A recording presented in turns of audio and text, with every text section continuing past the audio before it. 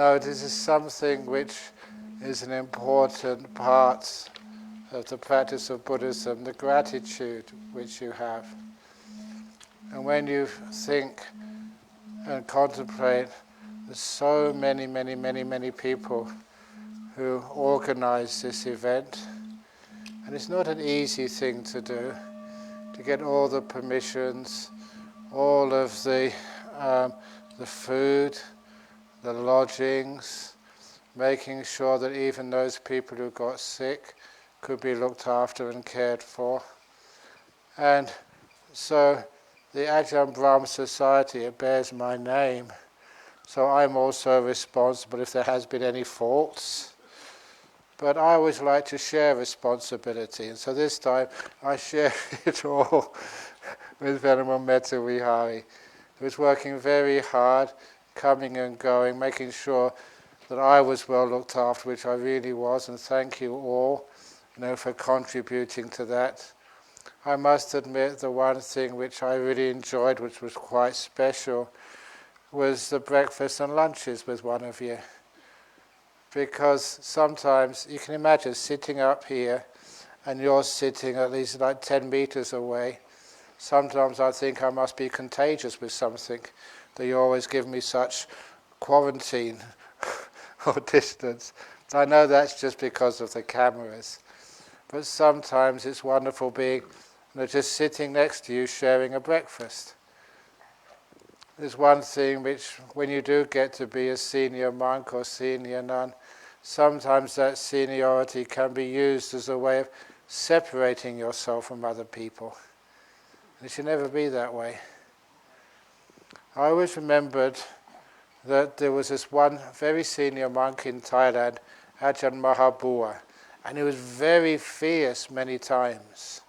In the afternoon when there was tea time, he would sometimes sit on a low seat while other monks were sitting on a higher seat. And he said, look, this is our tea time. This is not formal. This is a time when we can sit wherever's convenient so we can actually talk to each other rather than have the formality of senior and junior. And I really respected that. People could be relaxed enough to ask the deepest of questions, and sometimes you could get out of these senior monks some of their personal information, some of the stories of their struggles. One of those stories, I don't know how long I'm supposed to talk for, but once you get up here. But this was half an hour, okay. Just turn off the power when I go on too long. This was a very senior monk, and one day he gave this talk, and he said afterwards it was especially for me, the visiting monk from Wat Pah Pong. And what he didn't know, I understood him so clearly. And he said that when he was a young monk with this Ajahn Mun, that Ajahn Mahabua had malaria fever. And because he had malaria fever, he thought that as a monk you should fight it, to dominate it, use your willpower. And so even though he was in the middle of a malaria attack, when the bell went for the afternoon chores, he still got up, put a robe over him, staggered to the doorway of his hut, picked up a broom and started sweeping. And when Ajahn Mun saw him, he said, that's being stupid. When we have a sickness, we should contemplate it, explore it, not fight and defeat it. So go back up into your room. And I remember him telling me that story and just how important that was. You gain victory, if you like to call it victory, by understanding, not by fighting. So whatever happens in your life, don't fight, don't conquer, make peace. And that's where you find the Dhamma.